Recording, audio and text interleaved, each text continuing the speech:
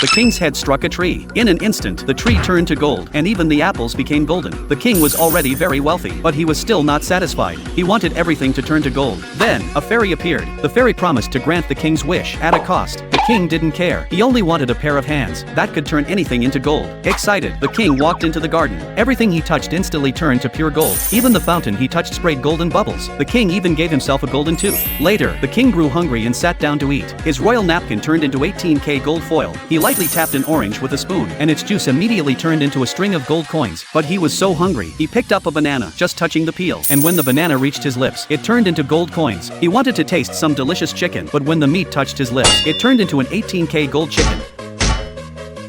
He couldn't take it anymore. He turned all the food into gold, then angrily flipped the table over. Now starving, the king began to regret his decision. In the mirror, he saw that he had become a golden skeleton. He was terrified and stepped back, then ran to the basement and broke down in tears.